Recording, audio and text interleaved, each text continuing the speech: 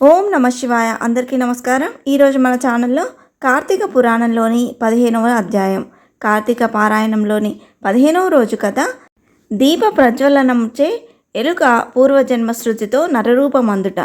అంతటా జనక మహారాజుతో వశిష్ఠ మహాముని, జనక, కార్తీక మహత్యం గురించి ఎంత వివరించినను పూర్తి కానేరదు. కానీ మరి ఒక ఇతిహాసము తెలియజెప్పెదను, సావధానుడవై ఆలకింపుమని ఇట్లు చెప్పెను.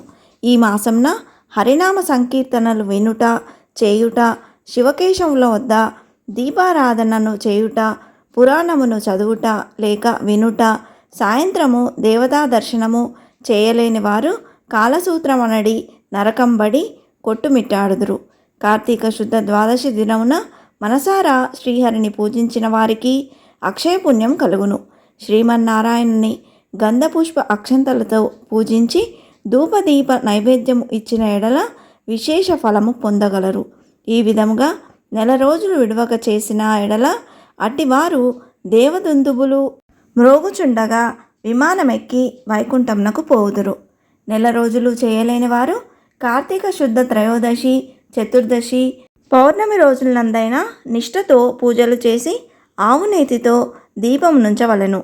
ఈ మహాకార్తీకంలో ఆవు పాలు పితికినంతసేపు మాత్రము దీపం ఉంచిన ఎడల మరో జన్మలో బ్రాహ్మణుడిగా జన్మించును. ఇతరులు ఉంచిన దీపము ఎగద్రోసి వృధా చేసిన ఎడల లేక ఆరిపోయిన దీపమును వెలిగించినను అట్టి వారలు సమస్త పాపములు హరించును. అందులకు ఒక కథ కలదు, వినుమని వశిష్ఠుల వారు ఇట్లు చెప్పుచున్నారు. సరస్వతీ నదీ తీరంన శిథిలమైన దేవాలయం ఒకటి కలదు.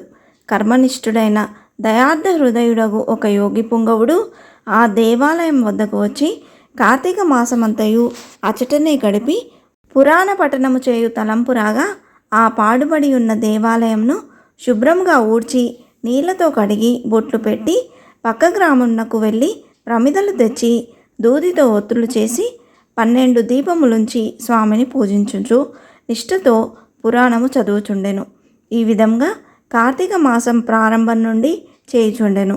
ఒక రోజున ఒక మూషికము ఆ దేవాలయంలో ప్రవేశించి నలుమూలలా వెతికి తినడానికి ఏమీ దొరకనందున అక్కడ ఆరిపోయి ఉన్న ఒత్తిని తినవలసినదేనని అనుకొని నోట ఖర్చుకొని పక్కనున్న దీపం వద్ద ఆగెను. నోట ఖర్చి ఉన్న ఒత్తి చివరకు అగ్ని అంటుకొని ఆరిపోయిన ఒత్తి కూడా వెలిగి వెలుతురు వచ్చెను. అది కార్తీక మాసం అవుట వలనను శివాలయంలో ఆరిపోయిన ఒత్తి ఈ ఎలుక వలన వెలుగుటచే దాని పాపములు హరించుకుపోయి పుణ్యము కలిగినందున వెంటనే దాని రూపం మారి మానవ రూపంలో నిలబడెను.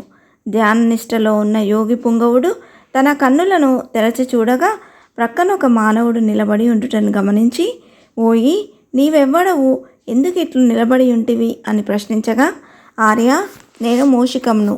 రాత్రి నేను ఆహారమును వెతుక్కుంటూ ఈ దేవాలయంలోనికి ప్రవేశించి ఇక్కడ కూడా ఏమీ దొరకనందున నెయ్యి వాసనలతో నుండి ఆరిపోయిన ఒత్తిని తినవలెనని దానిని నోట కరచి ప్రక్కనున్న దీపం చెంత నిలబడి ఉండగా నా అదృష్టం కొలది ఆ ఒత్తి వెలుగుటచ్చే నా పాపములు పోయినందున కాబోలు వెంటనే పూర్వజన్మమెత్తి తిని. కానీ ఓ మహానుభావ, నేను ఎందుకీ మూషిక జన్మం ఎత్తవలసి వచ్చెనో దానికి గల కారణమేమిటో విశదీకరింపు అని కోరెను. అంత యోగీశ్వరుడు ఆశ్చర్యపడి తన దివ్య దృష్టిచే సర్వము తెలుసుకొని, ఓయి, క్రిందటి జన్మలో నీవు బ్రాహ్మణుడవు, నిన్ను బాహ్లికుడని పిలిచెడివారు. నీవు జైనమత వంశానికి చెందినవాడవు. నీ కుటుంబాన్ని పోషించుటకు వ్యవసాయం చేస్తూ ధనాశాపారుడవై దేవపూజలు నిత్యకర్మములు మరచి నీచుల సహవాసం వలన నిషిందానము తినుచు మంచివార్లము యోగులను నిందించుచు పరుల చింత స్వార్థచింత కలవాడవై ఆడపిల్లలను అమ్ము వృత్తి చేస్తూ దానివల్ల సంపాదించిన ధనాన్ని కూడబెట్టుచు సమస్త తినుబండారములను కడు చౌకగా కొని తిరిగి వాటిని ఎక్కువ ధరకు అమ్మి అటులు సంపాదించిన ధనము నీవు అనుభవించక ఇతరులకు ఇవ్వక ఆ ధనము భూస్థాపితం చేసి పిసినారివై జీవించినావు. మరణించిన తర్వాత ఎలుక జన్మ ఎత్తి వెనుకటి జన్మ పాపమును అనుభవించుచుంటివి.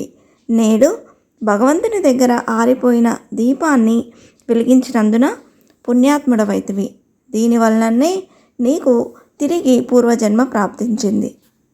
కావున నీవు నీ గ్రామంనకు పోయి నీ పెరటి యందు పాతిపెట్టిన ధనమును త్రొవ్వి ఆ ధనముతో దాన ధర్మములు చేసి భగవంతుని ప్రార్థించుకొని మోక్షము పొందుమని అతనికి నీతులు చెప్పి పంపించెను.